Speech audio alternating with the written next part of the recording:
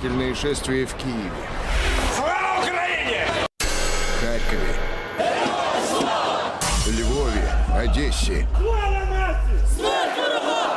Ничего не напоминает? Нацизм шагает по Украине. Тело Гитлера живет. Идеи фюрера процветают. Смотрите сегодня в программе «За дело» необыкновенный нацизм. Ничего не скажу. Знакомьтесь, лицо украинского национализма Ирина Фарион. Их просто стреляли. Я бы действовала жестче, я бы их просто стреляла. Порвать и залить кровью – любимый призыв этой хрупкой блондинки. Депутат Верховной Рады Ирина Фарион хочет расправы со всеми, кто живет на Украине и при этом говорит на русском языке. Всі ті, які москвоязичать у нашій залі тут, брутально порушують мовне законодавство. Ее аудитория не только взрослые. Женщина-депутат – частый гость в детских садах. Ти як називаєшся?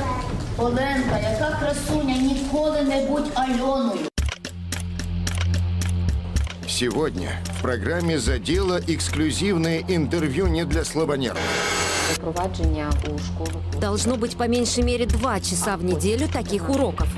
Впервые на российском телевидении виднейший украинский политик Ирина Фарион собственной персоной. Війна – це також школа життя. Война – это школа жизни, вызов неба.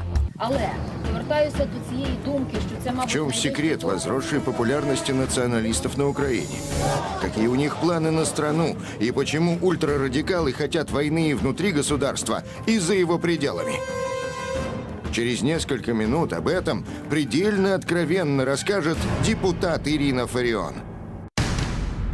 Сегодня Украина переживает новое потрясение. На этой неделе после факельных шествий сторонников украинской патриотической армии невидимый фронт националистов окончательно вышел из сумрака. Нацисты чувствуют себя хозяевами на украинской земле. Правый сектор защищает Украину в центре Киева. Правый сектор – это не только политическое, но и военное движение. Разве мы не воины, разве мы не украинцы? Конечно же, мы сегодня посвящаем это и памяти УПА. Тысячи радикалов совершенно беспрепятственно прошли по улицам крупнейших городов Украины с бандеровской символикой и лозунгами нацистских идеологов. 14 октября, Порошенко объявил этот день Днем украинских вооруженных сил, Днем защитника Украины. Это преподносится под тем соусом, что 14 октября 1942 года была якобы организована украинская повстанческая армия. Пришло время тех, кого во всем мире считают военными преступниками. Они диктуют свои порядки новой украинской власти.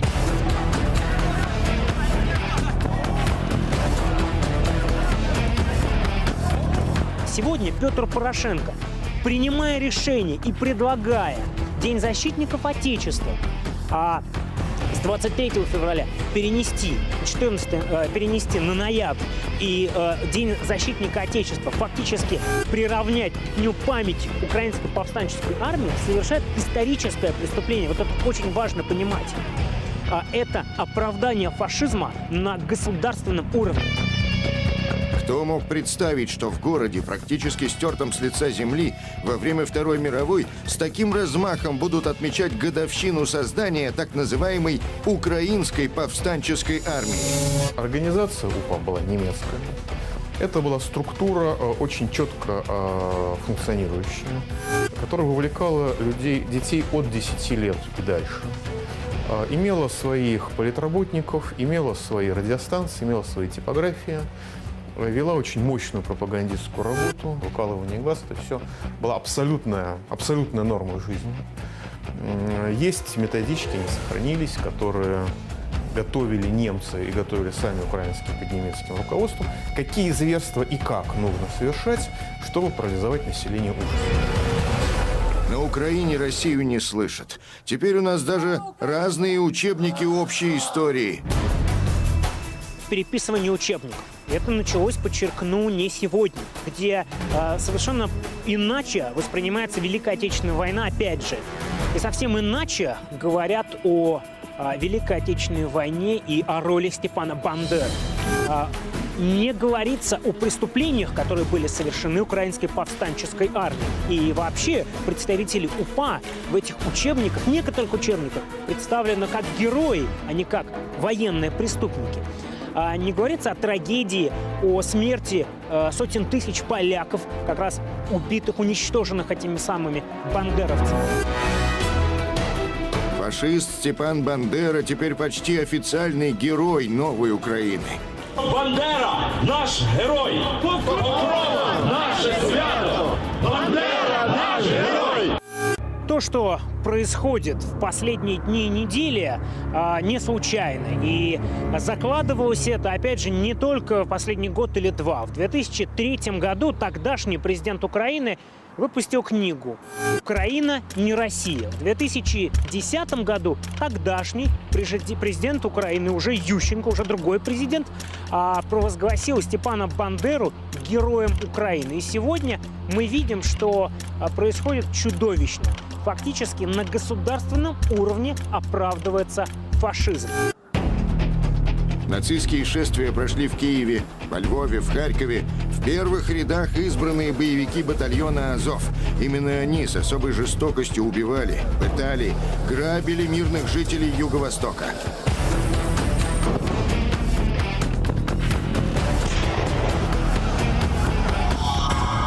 В последнее время женщину с косой, Юлию Тимошенко, на Украине как-то подзабыли. Ведь на первой линии баррикад новое белокурое бестие.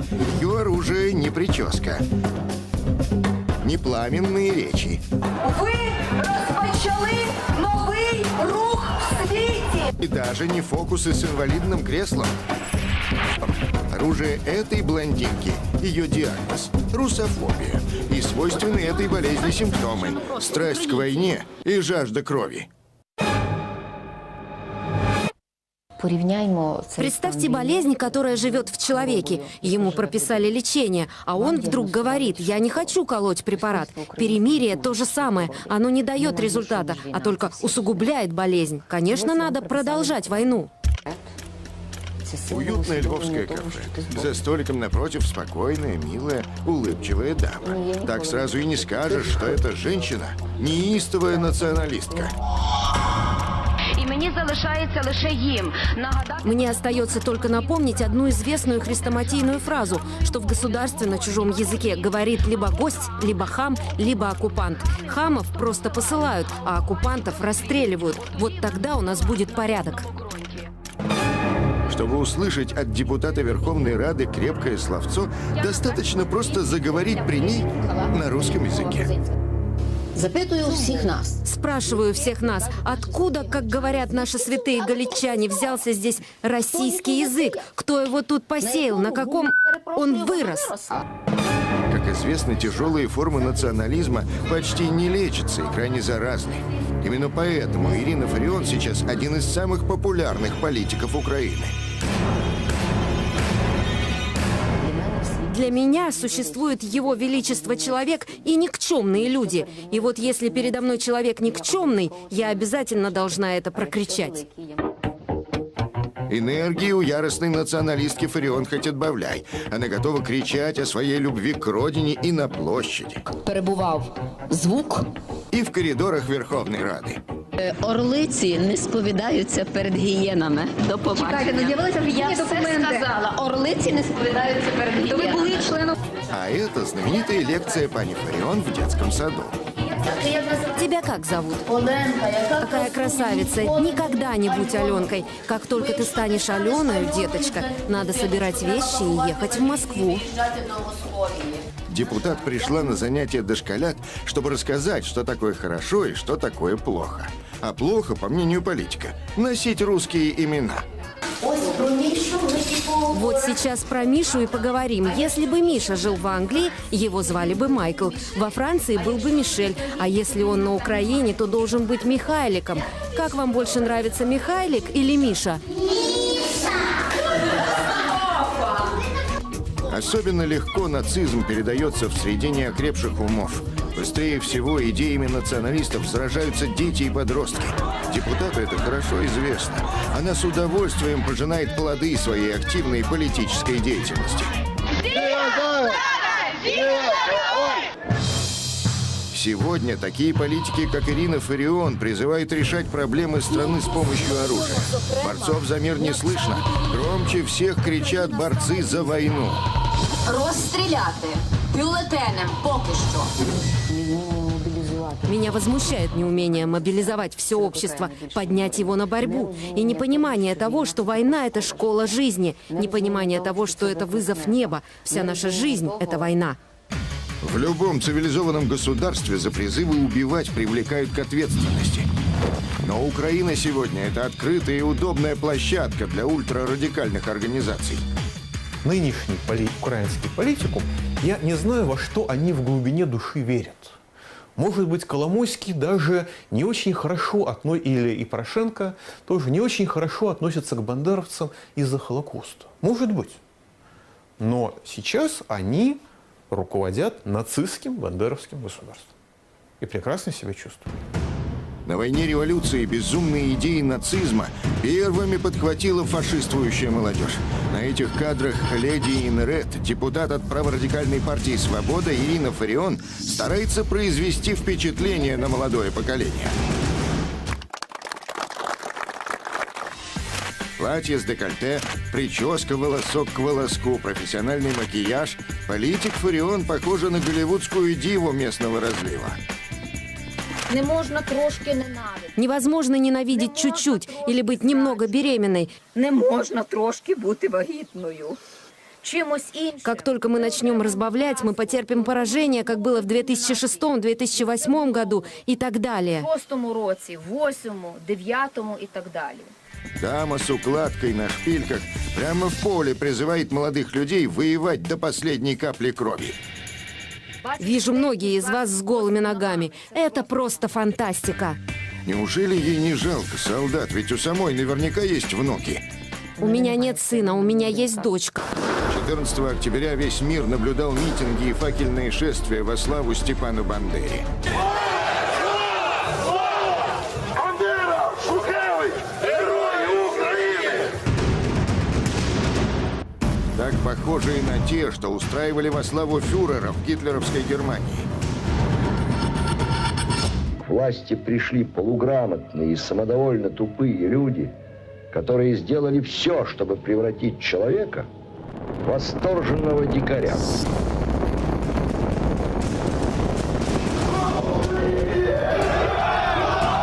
С политических трибун Украины звучат шокирующие призывы радикалов.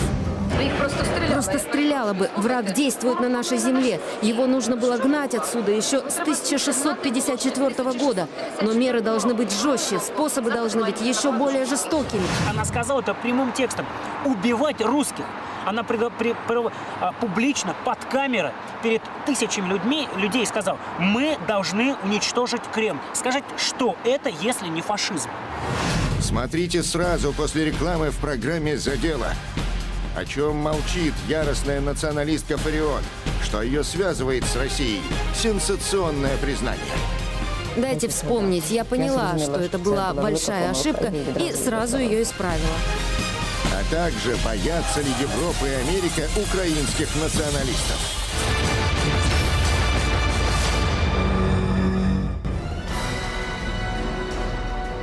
Украинская пропаганда внушает гражданам, что идет война с Россией. И в этом вымышленном противостоянии украинские националисты готовы зайти далеко. Ради этого и живем. Ради этого пришли в этот мир, чтобы уничтожить Москву. Не просто москаля на нашу. Уничтожить не просто москалей на наших землях, а черную дыру европейской безопасности. Главная идея фашизма – это очищение нации от неугодных. И что если германский народ не проявит твердости духа, то его тоже следует уничтожить. Вообще, заявил Гитлер, один я имею право решать, какой народ будет существовать на свете, а какой должен быть истреблен. Точно так же неофашисты Украины хотят зачистить юго-восток страны.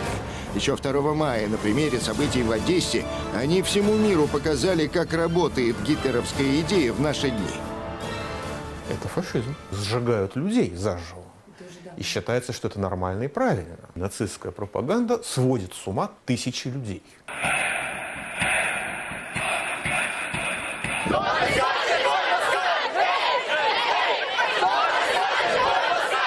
Когда скачут с криками «Кто не скачет, тот москаль». Официальный лозунг «Украина понад усі», «Украина превыше всего». Дословная калька с «Deutschland über alles». Такие политики, как Олег Ляшко, Олег Тягнебок, Ирина Фарион, сегодня набирают на Украине популярность. Не будет националистической фракции в парламенте, не будет украинской Украины. Это мое полное убеждение. Они делают ставку на антироссийские лозунги, на отрицание советского прошлого.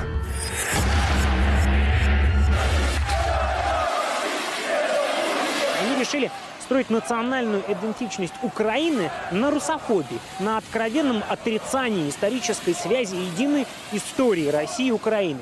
И вот сегодня мы получили это поколение 20-летних молодых ребят, которые сносят памятники Ленину, которые избивают пожилых людей за то, что они надели георгиевскую ленточку.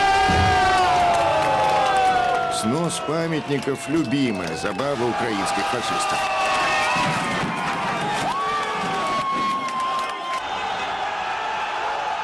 Вообще снос памятников Ленину – это шизофрения. Потому что Ленин – это один из главных творцов Украины. Ирина Фарион тоже воодушевленно наблюдает, как по всей стране сносят памятники Ленину. И очень не любит говорить, что сама когда-то была членом КПСС. Дайте вспомнить, когда это было в 88-м, 89-м году. Я тогда вступила во время беременности на 9-м месяце и вышла сразу оттуда. И все. Фарион умалчивает, что комсомолкой она была 9 лет, а коммунисткой 4 года. Я вижу нацизм. Да, вы понимаете, у меня создается впечатление, что ребята делают какую-то инсталляцию на самом деле фашизма. Потому что вот эти вот прохождения с факелами, факельные шествия, какие-то истеричные лозунги коммунистки Фарион, к примеру, со сцены, которая на самом деле, она же коммуняка. Вот. Это инсталляция. Немногие чиновники и политики Украины берут на себя смелость критиковать фашистующих коллег. Да и те, кто критикуют, давно не у власти. Тронете наших учителей, будете оскорблять наших ветеранов, будете пытаться испортить наших детей. Я вас предупреждаю через ваших представителей в этом зале. Мы вам ваши портреты Шухевича и Бандер засунем в те места вашего тела, где им будет более комфортно. А что же политики Запада? Президент Обама молчит. Неужели даже факельных шествий в темноте не разглядел? Западные заказчики того, что происходит на Украине в целом, вот в последние 2 года, они как раз очень заинтересованы в том, чтобы славяне поливали друг друга грязью. Русские украинцев, украинцы русских. В Европе об украинском нацизме говорят открыто. Слишком близко к ним неспокойные соседи. Вот уже и Польша отменяет упрощенный порядок получения виз для жителей Западной Украины. Так уж совпало, нововведения вступили в силу как раз в день факельных шествий. Европа, я думаю, настороженно относится. Европа знает, что это такое, знает, чем это грозит. Но позиция Штатов и позиция Европы – это 2 разных позиции, я уверен. Потому что Штатам это интересно по каким-то своим геополитическим причинам, а Европе это отнюдь не интересно, потому что слишком рядом все. Никому не нужны неадекватные люди, которые зигуют.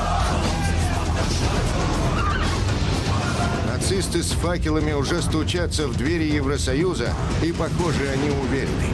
Любые врата можно открыть силой.